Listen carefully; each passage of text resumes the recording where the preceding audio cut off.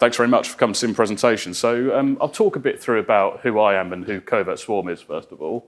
If my button wants to work. It's all gone wrong today. There we go. So essentially what I want to do is talk a bit about through who I am, who CovertSwarm are, talk a bit through about the basics of security, and then moving on to the next stage of it. So just first of all, can I have a quick show of hands who knows what red team testing is or have heard of it before?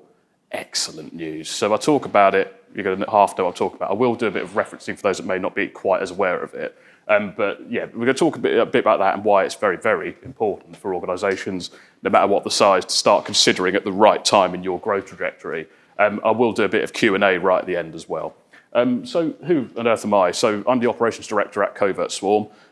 So CovertSwarm do a whole lot of adversarial simulation testing or red team testing, purple team testing, C-best testing. There's loads of terms for it. We hack into stuff is basically what it goes down to. We look for ways to get into organisations, try to break past the people, the physical locations if you have them, some still do, and obviously the digital side of it. That's the big, big part of it as well. Previously, before starting as operations director at CovertSwarm, I was the head of red team at a major UK retail bank. Guarantee that half of you will either have a bank account, a mortgage, or if you have a lease car, it's probably financed through that bank. And I took about 7 or so years breaking into each and every single system and different critical process that there was in the bank to make sure that it was resilient. Some of it may have worked, some of it may not have done. I couldn't possibly comment. The bit before that, though, I was learning how to do all this by arresting people. So I was a police officer before joining Lloyds Bank. Should have said that, but there we go. Bleep that one out.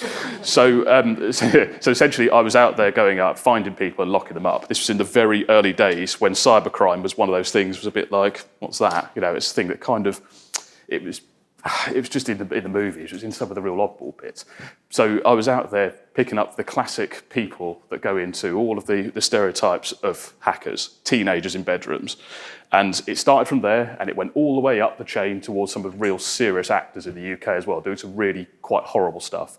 Cybercrime in the early days was very much DDoS, DDoS as a service, DDoSing the various different services off the web until obviously various services came along and stopped that from working. But it evolved very quickly into typical criminality and goes up and up more from there. So, there we go, back on the side.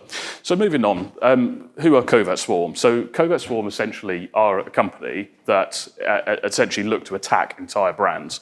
So we don't just look to do pen testing and all of that and give you massive PDF reports to say, go and fix that, patch that, da-da-da-da-da.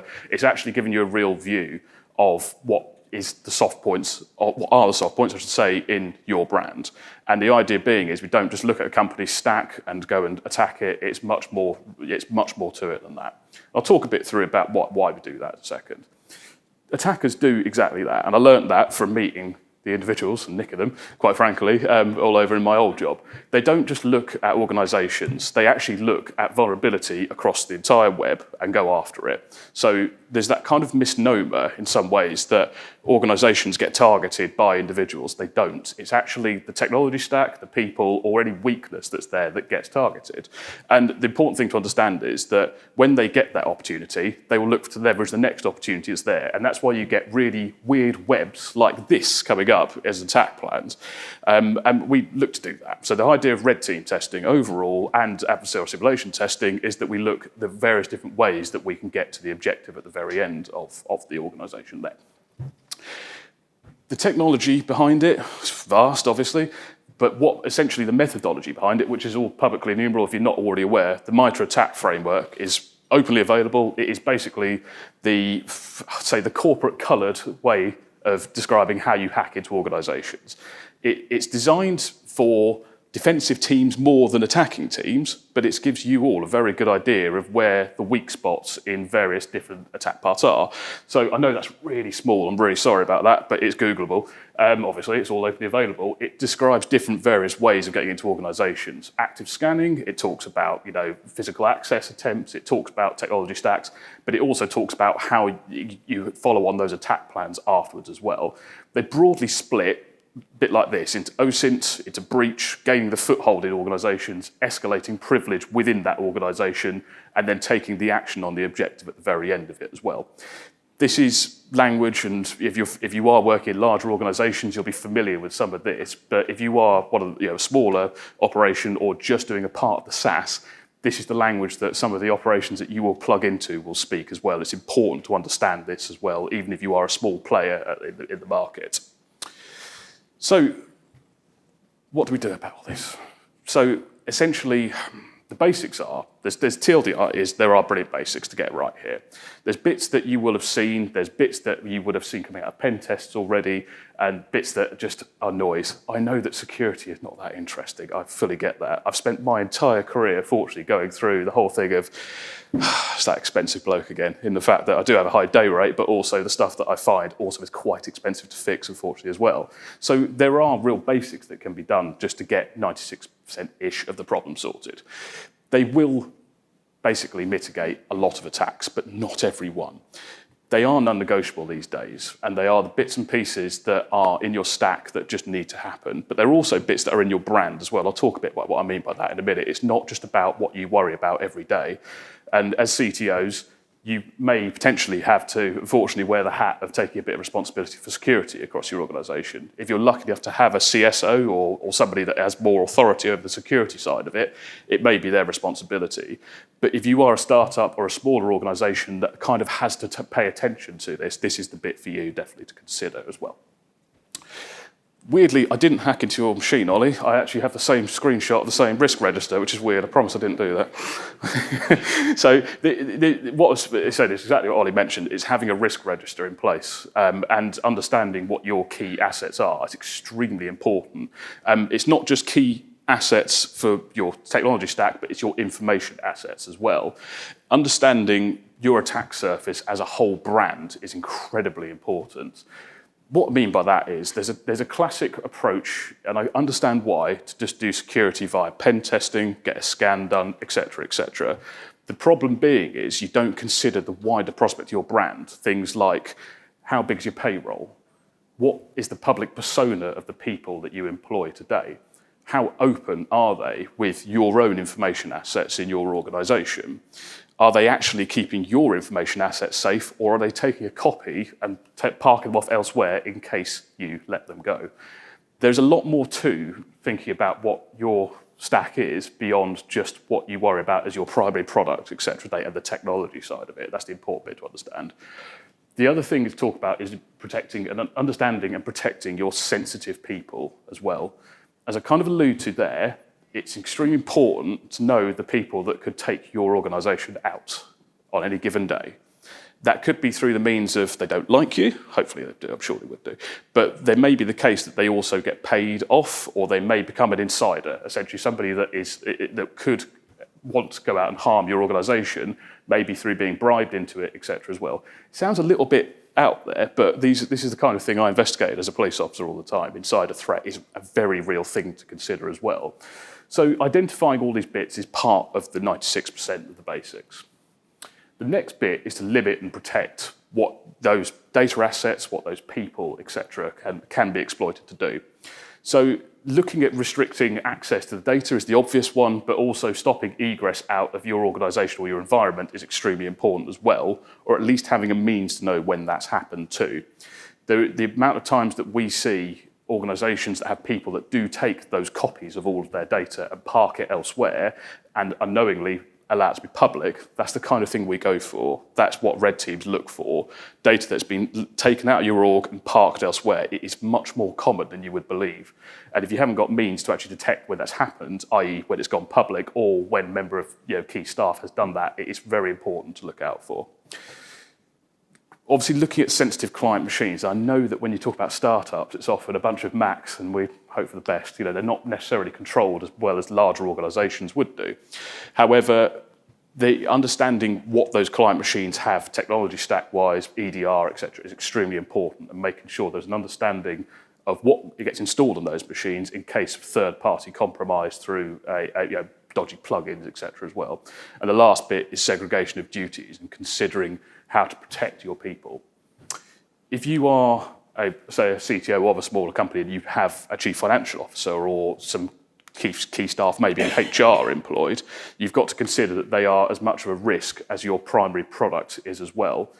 If you have a breach of your chief financial officer's machine or the bank accounts behind it, and you can't pay your staff, you're going to find out quite quickly how loyal your staff are when they're not getting paid every month. And that is an unfortunate reality these days, that the organisations are being targeted for their payroll and what's the contents of their bank accounts are as well. So it's a real careful one to consider as part of your whole brand as well. The last obvious one is update. Yeah, obviously. Keep everything up to date. It's the hard bit, I get it as well. But there is key intelligence out there publicised by CISA, which is the American Cyber Infrastructure Security and Resilience Agency, I think, that they essentially publish lists of technology that has been compromised and is liable to compromise in the future as well. And prioritising keeping those up to date is extremely important. So, moving on to the next basic, MFA everywhere. So the chances are, you've heard this a million times before, I'm sure, but MFA everywhere means the whole brand, not just the application or the primary stack control above it. We look for opportunities to compromise other sub-stacks of technology within your brand. So the idea behind what I'm saying there is that looking at domain registrars, looking at HR systems, and looking at collaboration systems like Atlassian toolset, obviously, as well, and knowing where there is not been things that MFA has not been put in place there is key. The other bit, I suppose, another one to really call out here, collaboration system-wise, is Slack as well. Slack was actually the cause of Rockstar, so makers of GTA 6. That was the cause of their breach, which happened about a year ago now, where all the screenshots of GTA 6, obviously unreleased, went out.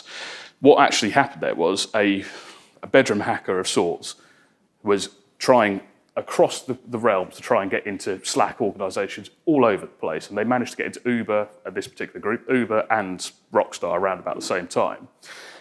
What the reason they were going for Slack was, if you get an admin level user access there, you can essentially take a backup of the entirety of your Slack, of the whole lot, and take it away. So even getting access to one user is useful, but getting access to an admin user is dynamite. And as you can imagine, those organisations that use Slack, you imagine, maybe posting pictures of code is not going to be as interesting, but when someone like Rockstar has videos and images of GTA 6, that is game-changing stuff. So looking at other collaboration systems beyond the obvious is really important too. The Slack instances that we observe, it's very much looking to risk reduce those as much as possible. It's not just MFA, it's also looking at who can take those mass backups. It's looking at who in your organisation do you trust them to take those backups, where are those backups going, but also is there monitoring in place to see where they're going.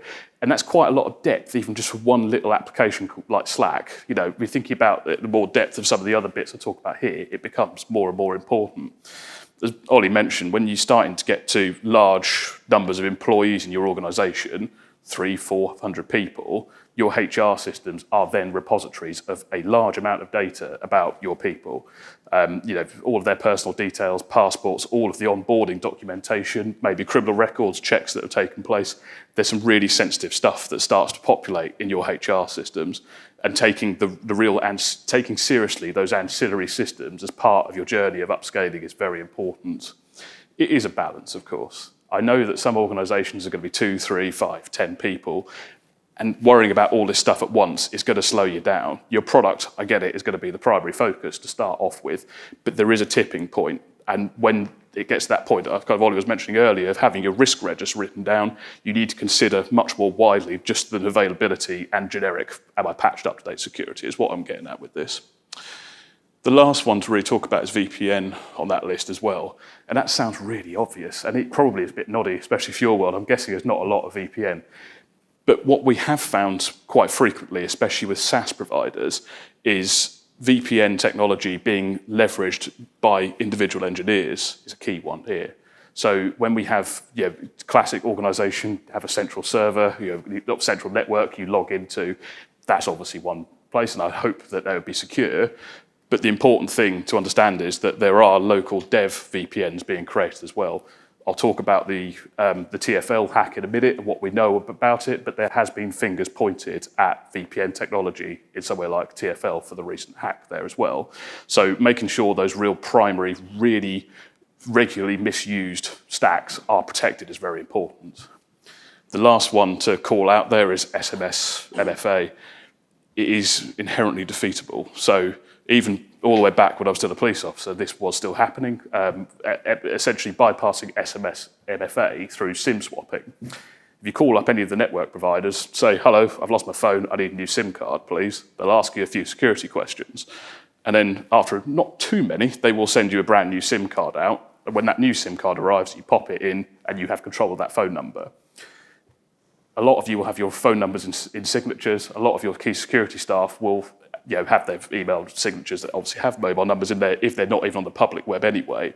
So actually the control, if you have SMS MFA in place, is only as good as your mobile phone provider. Go ahead.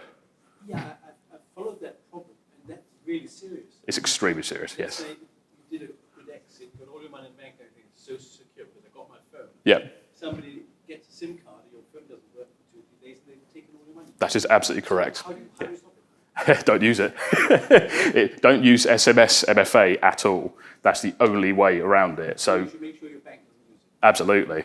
Yes, that's absolutely correct. And it's a massive problem because there is a deference now towards more app-based approaches and more reliance, ironically, on SMS for banking. You're absolutely correct.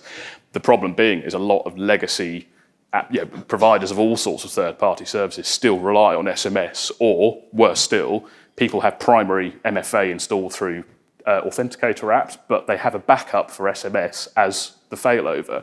So the problem is still here. It's a really important one to look at your whole stack and understand where you may still have this set up. So what's the best to ask your bank? The best bank? No, the best security to not.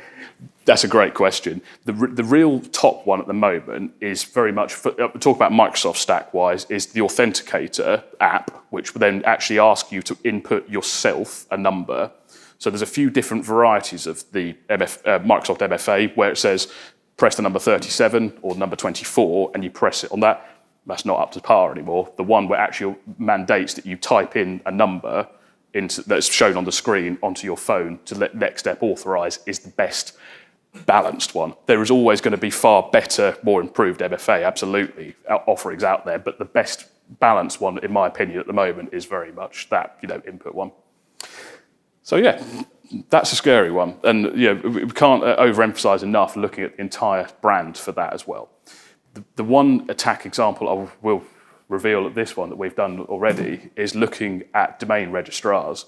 So your main domain, especially early days, you'll go and register it on whoever you've got today, and that may have MFA on it, might not.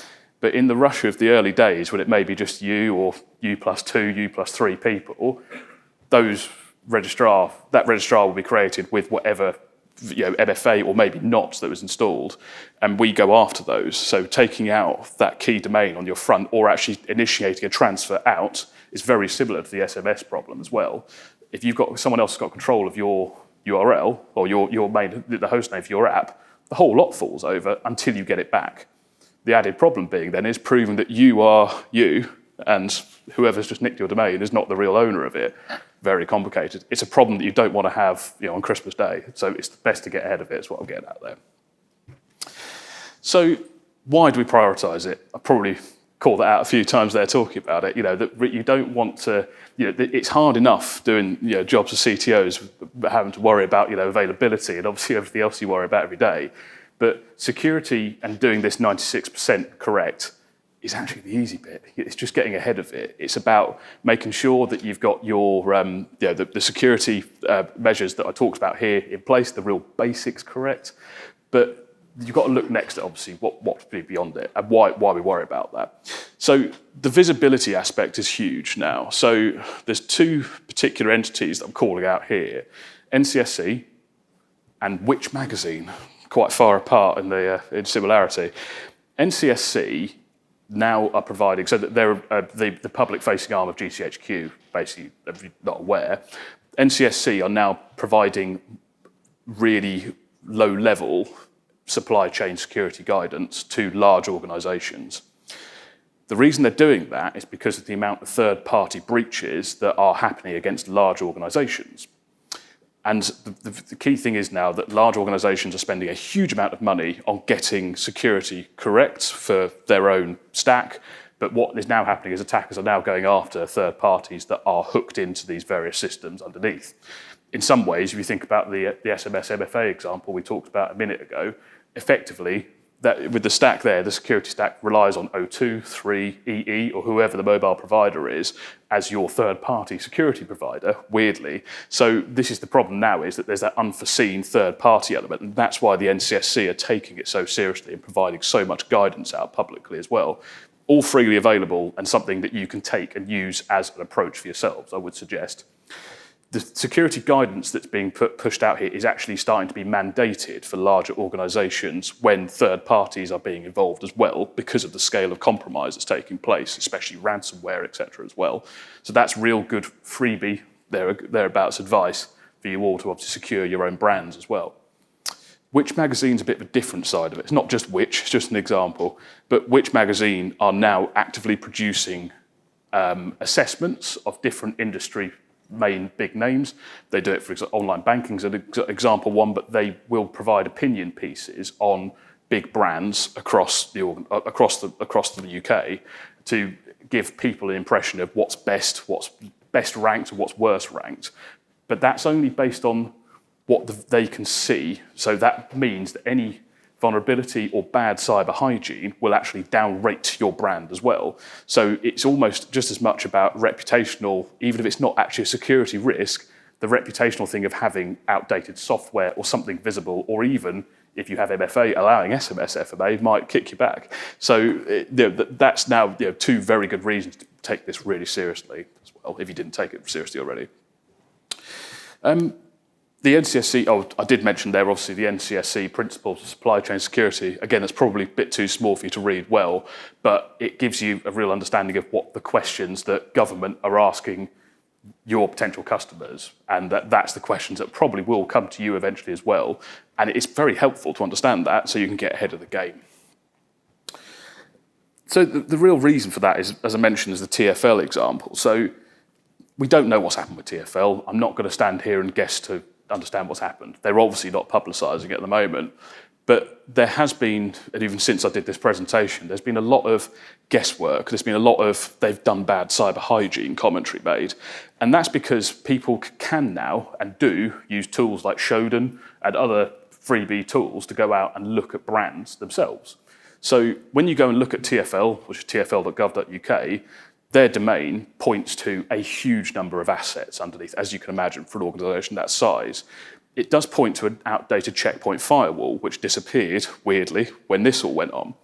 It does point to a number of assets that were a bit odd, like a Draytech router. So Draytech are a bit of an outdated home-branded router, for those who aren't aware, that you wouldn't expect someone like TfL to have, but there was a Draytech asset being pointed to by a TfL subdomain up until recently. Weird. Then you look at some of the other bits and pieces that are on there, it indicates bad cyber hygiene. It's all Daily Mail articles, isn't it, until we know what's actually happened. But the key thing to say with TfL is a lot of people are pointing a lot of fingers at different aspects of that brand. And it's a bit interesting to see what the truth, if we ever know what the truth is about where that actually was. But even if it was none of the things that are being pointed to, it's important to understand that it doesn't look great for them as well. And people, customers, third-party suppliers, or your potential future customers will do the same against your brand as well. So making sure that they're looking beautiful from the outside is very important. So I talked about the 96% there in quite a lot of detail. And obviously these are the bits that the ones that you just get right, to be honest with you. It's bits that are just non-negotiable, just got to nail them down. I'm going to talk a bit about the 4%. So that's the remaining risk of the remaining part of how to keep your brand truly 100% secure. And that is very much where adversarial simulation, red team testing, and intelligence-led testing of all sorts comes into it. I've already alluded to this a few times, but understanding the social, physical, and digital risk of your organisation is absolutely key these days.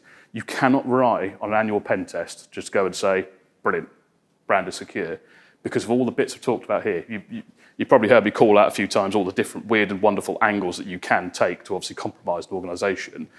Cyber is obviously a large, or digital, and cyber is a large element of that, but the reality is that is growing now. The use of SMS, MFA even, sorry, that comes into the social aspect. That comes into social engineering of mobile phone providers to gain access to orgs. And as your stack gets stronger from a security perspective, that's when we start having to look at the more social and the physical element, if you have a physical element as well. So, yeah, I've really kind of covered that, and I've talked about there. So I'm going to talk about an example of how we actually leverage the social aspect through something called phishing. You may well have heard of it. It's the voice version of phishing, essentially. And we're using good old AI to help us out with getting better and better at this now. So this is a couple of examples of tooling that we utilize at CovertSwarm to gain access to organizations. And I must say, we only do this once we can't get in through cyber means. So once we've exhausted any opportunities like Draytech routers on the side or any obvious way in through cyber means, we need to start leveraging people. The tooling that we use for AI phishing essentially allows us to take 3 minutes of recorded voice of anybody speaking. So I'm being recorded on that camera over there now. It will probably end up on the web.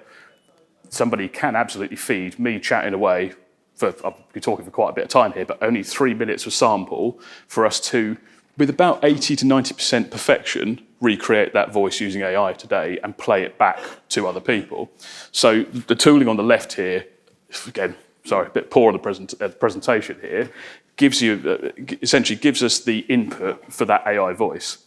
The ability to play back exactly my voice over the phone is quite important when it comes to trying to get, social engineered access to organizations. And when we typically use as an attack path on here, getting access to a key member of staff in the target organization's voice, usually through a presentation like I'm talking on here, or a YouTube video, or something on the public-facing brand websites, taking the voice, re-recording it, and then essentially creating a script to play back to a target member of the organization we're targeting. That can be service desks, if you still have a service desk, or have that for doing a password reset or an MFA reset, or the chief financial officer for trying to gain access to bank accounts, etc. as well. The key bit where we are now really getting success in is that we have secondary technology that allows the replies or the content of the conversation that the CFO or the service desk member is having with us to be computed extremely quickly and allow the AI to actually reply back. So it's not just pre-written scripts, which we were relying upon until earlier this year. Our AI is now having conversations with service desk staff. Scary. And that's happening in the real world as well. It's probably beyond the security of your orgs. It's something to seriously consider about elderly relatives or any vulnerable family members you have as well, that if 3 minutes of your voice is out there, which mine is now, they need to be aware of the fact that phone calls will absolutely be made fraudulently to vulnerable people to get them to do things they don't want to do. If it's working on very intelligent service desk and chief financial officers, it will absolutely work on grandmas and granddads, unfortunately. Sad to say, but it's true. Go ahead. When you talk about the 85% accuracy, out of interest, sorry if this is dumb. No, you're fine. Do you mean 80% accurate in terms of grammar and sentence structure, or 80% accurate in terms of it sounding like me, or a bit of both? Great question. I call it about 85% because, actually, I've not explained probably why I've got Liverpool Street Station at the bottom there, so it'll help with this. So it's 85% accurate in that when you listen to it, it doesn't sound quite right all the time. AI is not perfect. It's the same as you look at the pictures, that's AI at the moment. With voice as well, with the reproduced voices, it's like it goes, it just kind of muddles words every now and then. It's not perfect. Yeah. Yeah, you'll be all right then. Yeah, well, not all right. But it's not quite perfect yet, but it will get there without a shadow of a doubt. So the reason I put Liverpool Street Station in there is what we use as samples. We will play the background noise that you get in Liverpool Street Station. And the typical thing we'll use on a service desk is, I've just lost my phone, I've dropped down the side of a train. Bloody hell, bit of swearing, bit of embellishment. And so I need to get my password reset now. I've got to get in there. I need to get on this train and get whatever it is I need to get done. Can you just get it on, please? Please get on with it. I'm really stressed out. I've lost my phone. So the reason we have to use that is because of the imperfections in the background of the voice. And having the background noise of a train station there covers up those oddisms that you get with AI today. This is obviously now. And we didn't have this capability even in December, January. Now, we've got this. Imagine what we're going to have in January next year. It's just madness. So that's I talked through the attack chain anyway there, but essentially service desk, MFA reset, gaining access to the key systems, which absolutely does work for us really scarily about as well. And then we gain onward access into the organization. That's the reason we use AI phishing. So it doesn't matter how good the technology stack is behind it, if your staff are willing to do password resets with a bit of pressure like I described there, that's where the problem starts arriving as well. The obvious prevention measures are protecting your humans. So the thing with this is there's not a list of go and fix this human, go and patch that human out there. It just doesn't happen. It's about education, awareness, and you're all hearing me talk about this now. I'm sure some of you have already heard about AI phishing already, but having stories brought to life like this means you go back and say to your service desk staff, can you be a bit careful when you're doing password resets? Because this bearded bloke told me about this attack path at a conference. But without having those kind of key, understanding the threat and understanding what you really, the people you worry about, going back to understanding where your threat is, it's going to be very hard to protect your organisations against it. There are real traditional, old-fashioned ways of protecting organisations as well. Forget MFA. Well, don't forget MFA, sorry. Obviously get MFA on there. But trusted numbers are really good one. So retail members of staff, so when you had shops, banks, etc., that all have the only way to communicate back in the 90s, so I hear, is by phone. But picking the phone up and obviously saying, hello, I'm from so-and-so branch, I don't believe you. There was no MFA back then to confirm who was on the other side of it. So in the 90s and the 2000s, there was essentially a pretty weird way, or the 80s in fact as well, retail and bank branches would post out the same number every single Monday to every single branch in the country. And that would be an envelope with a piece of paper on it with written a 9-digit number. And the idea being is that if you called branch to branch, you'd say, what's the number 2 of the secret number? And if the branch had received a letter, they go out, number 2, yeah, that's them. It's quite a menial but an extremely effective way of confirming who's on the other end of the line has at least had access to a letter that's been delivered to a secure bank branch every given week. And it's very common throughout the whole of the whole of history up until computers arrived and everyone started trusting emails, and that was the only way to communicate. And all those old ways of trust from distance kind of deprecated. What we're recommended now is using that trusted number. Again, really simple. If you have an intranet or an internal page of some sort, is to have a simple cycling, publicly available, internally public available NFA number that if you're on the phone, someone, and you say, can you just give me digit X and digit Y of the trusted number, that totally stops any password reset and any chief financial officer confirmation things, because if the other end hasn't got access to the trusted number, they haven't got access to an authorised company device. So it's almost like human MFA in weird ways. But that's the next level down. It's almost going back to old technology. Everything's cyclical, isn't it? So there can be real simple, obvious, easy ways like that, which we'd always recommend if we need to fix those kind of attack paths where you have humans that are in the way of your defending your business. The other bit's simple. Get your detection response right. Oh, sorry, go ahead. You're talking about the trusted number in a password reset scenario. They presumably, like, if a valid password reset request is coming through, they haven't got access to company information. Yes, exactly. That's why the last one's the important one there. If you have proper self-service password recovery, so be that through your own device, if you have a personal device as well as a work device, etc. If you've lost your home, so I get what you're saying. If you lost your mobile phone or you lost your whole bag and the whole lot's gone in the bin, it's quite unusual. It does happen, but equally, if you lost your own mobile phone, what are you calling the service desk from? Are you going to be worried more about getting your own phone sorted out, or are you going to be worried about getting back onto your emails? It makes the circumstances of urgent, I need back on the thing, vanishingly rare, if that makes sense. So having all of the different options there just makes it a lot harder. And then when you go to your service desk people and say, in the particular circumstance where someone's lost their phone, they claim they can't speak to anyone else in the company, etc., etc., etc., it becomes a bit vanishingly unlikely that the scenario that they're presenting is going to be true. If it's a larger org, I get it's going to be like that, but it's really getting to that point of just making sure that these circumstances are very unlikely to occur through all the different measures. But I totally agree with what you're saying. Go ahead. Yeah, sorry again. Are you all right? With a trusted number, Yeah. you publish that, and some person gets hold of that trusted number, Yeah. then you're really stupid. You are, but you've got two separate problems there. You've got the person who's trying to get their password reset in the first place, but you've also got a compromised physical device. Now, if they've got a compromised device that's got access to your network, why are they trying to fish in, or why are they trying to vish in, if that makes sense? If they've already got that access, you've got another problem already, if that makes sense. It's about trying to stop that initial access if they've got no access. So like when we don't, as CovertSwarm, we don't have access to companies by default. If we've already got that level, there's not a lot of point in trying to do that. But I agree with what you're saying. If I did have access and trying to go up a layer to gain access to a dev or someone who's a sysadmin, etc., I agree with that. But that's where your processes need to be well thought through to make sure that you've tested those scenarios as well. It's a nightmare security, isn't it? So let's talk a little bit about the future AI threat. So I hate talking about AI without it actually making sense. I hate people saying AI is going to take over the world without actually being real examples of it, because it's just Daily Mail articles, isn't it? It's the same as blockchain is going to be the future, cloud's going to change everything, whatever. But the future AI threat is actually starting to become genuinely real now.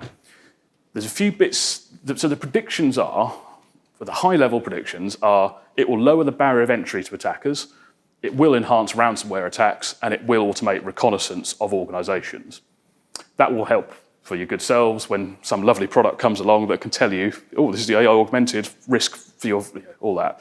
You will get the benefit of that from a defensive point of view, but the attackers will do as well. The tooling that's out there today does involve an element of understanding and an understanding of the circumstance of what vulnerabilities will work against this circumstance. So this will fall into the hands, and already is starting to, for attackers. We are starting to use that ourselves as well. So taking Shodan results or taking outputs of traditional scanning and then looking for additional new vulnerabilities that may be referenced that are not necessarily just simple Nessa scan outputable, looking for things like any Slack instances that don't have MFA enabled is one example, using this kind of automated technology to just, rather than just do one single attack and then having to have a human look at the output, we're looking at having AI do that, essentially that hard sorting for us. And that's going to happen in real world as well, unfortunately. The one real world example that is nearly here, but hasn't quite been enabled yet, is good old Microsoft Copilot. So this is the current lineup of all of the copilots, as Microsoft calls it, that they're going to be enabling soon. It's all the different, they're basically, as you know, with everything, they're turning it on everywhere. But the really interesting ones for me are Outlook, Note, and probably a little bit, maybe, if it goes live, I hope it will do, Azure as well. The reason being is that each of the products in Microsoft each of the product owners are being told in Microsoft, you must enable Copilot, but they're not talking to each other, as in the heads of are not talking to each other. But there is a standard layer of the whole lot where Copilot has to be able to talk to Copilot, has to talk to Copilot. So there's a whole raft of developers and product owners that are independently being told to enable it. That's why this exists, but actually a lot of the technology doesn't actually exist yet. So Microsoft is saying outwardly, we're turning this lot on, but it's not actually live yet. This is where the opportunity comes for me.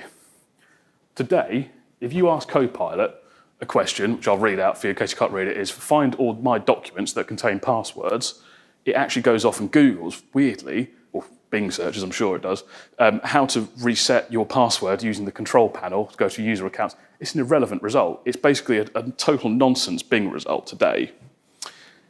What we think is going to happen, though, because Copilot with OneDrive is being enabled, it's one of my favourites I didn't mention there, is you're going to be able to use Copilot to ask for the contents of your own OneDrive in the very near future. My theory is that when that goes live, I'll be able to ask a question like, tell me all my passwords, and it will actually go and tell me all the passwords that are in your OneDrive. Now, I'm sure none of you ever store passwords in your own document repositories. I'm sure it's all in password managers, but maybe not all your colleagues are quite as secure as that as well. And that will come a point where we will be able to get payloads onto a machine and ask the question onto local Copilot devices. Obviously, this is Windows. I appreciate a lot of you got Macs, and start getting automated payloads to run for us using this kind of thing. So tell me all your passwords is one. The really interesting part that is a theory at the moment, which isn't live yet, I will say, is I want to ask Copilot, get all my passwords from all my documents and email them out to hacker@protonmail.com. My theory is that Copilot will go to OneDrive, OneDrive will reply back with a load of passwords, send it onto Outlook, which has Copilot as well, and that will very kindly send it out to hacker@protonmail.com. Might work, might not. But that's the one key thing that I think will work. Or at very least, it will work at some point in some which way means. As I mentioned earlier, all of the independent product owners at Microsoft are all developing in isolation. This is where the classic attack paths that we look for come out, because people don't talk to each other. They don't realise the unintended consequence of all this. It's the same as the Slack MFA thing I mentioned earlier, or the SMS MFA. It's those things that make sense at one stage, but suddenly when you put all this stuff together and you get SIM hijacking, that's a massive attack path. I think this is where we're going to go quite quickly when this rapid new innovation of AI starts to happen, increasing speed as well. Unintended consequences is what I'm calling out here. So to really summarise what we've kind of covered off here, it's really important to get the basics right and looking at the entire brand as well. Not just the public IT estates or your stack. It's really understanding the entirety of your brand, the vulnerability of your people, the technology stack of anything else, processes that matter to you today. And just going back to the same as the screenshot that Ollie and I obviously nicked off Google Images as well, getting that risk register up to date, absolutely really understanding your stack, what you worry about beyond just your individual app, and then understanding all of the various different ways into it is the really important part. And the future, it is going to be AI, horrible headline time. AI will make less capable threat actors more capable. And that's why it's more and more important now to really understand the length of all these attack paths that I mentioned as well. Rapid innovation will absolutely introduce new attack vectors as well. We're sure of that. For us, it's about keeping ahead of that game because we want to be ahead of the market on it. Like any red team, you want to be absolutely have the methodology absolutely at the pinnacle to make sure that we get there before real world people do. And that's where you kind of fill in that last 4% I mentioned before by using those real interesting attack vectors and go from there. And that is it. Probably talked a bit faster than I possibly could do, but is there any questions or anything I could help with that at all? Okay. Cheers, hello. Hello. So when you're talking about the 96% of doing things right, Yeah. I'd assume MDM solutions or tools like CrowdStrike would be included as part of that. Absolutely. My concern is essentially it's like a form of spyware, legitimate spyware you're putting on your machine. Absolutely. But then how do you mitigate the concerns about supply chain attacks? That's a great question. The easy answer to that would be the NCSC advice, but that's a cheating way out of that. It is risk tolerance, and CrowdStrike is a great example. I don't disagree with what you say about it being that, but it's about who you're in the pool with and who your organisation is, because it's the same conversation I had with SolarWinds when the a third-party supply chain compromise attack through SolarWinds led to a lot of organisations being allegedly globally compromised by some of our friends a bit east of here. The thing is, it depends who is in the pool with you, is my answer to that. So with CrowdStrike, if you are a smaller player in with some of the massive names that we now know use CrowdStrike, you are far less likely to fall victim, in my opinion, of it. And not having an EDR solution in place is not really forgivable in this day and age on your client machines. So it's really about addressing the size of the EDR that you're looking at, along with the kind of the target market and how mature it is. Because CrowdStrike, for all their faults recently, they do make a very good product. So there's a balance between having the capability there versus the risk, as you mentioned there. So it's a difficult question. Starting out with people that are more attractive than you, is what you say. Yes, that's exactly what that's my opinion. Absolutely. Mike on the way. Hi. With the rise of the AI and the co-pilots, Yep. do you see many people doing kind of prompt injection Definitely. attacks? Yeah, 100%. And so it's a great question. So that attack path I play through there, I very much believe that Copilot will offer us as attackers the opportunity to essentially ask questions via another means. And what I mean by that is phishing emails today are very much designed to get you individually to send credentials back or do something as a human. I'm pretty certain it's going to be not too distant future where we'll be able to use an arbitrary command to invoke a question through a phishing email into your inbox. Copilot for Outlook will probably recognise that as a question and then run it And I know this, I'm talking a bit abstract here because it doesn't exist today, but when we be able to run those questions remotely, that is essentially prompt injection, but via traditional phishing means or social engineering or dodgy links, another. So yes, is the answer to that. I think it will get more and more advanced. It will be an arms race like all of the other methodology, though. They will find these ways, someone will patch it, and there'll be another way there. But yes, it is definitely coming without a shadow of a doubt. Thank you very much, Louis. You'll find Louis at his stand. Thanks very much.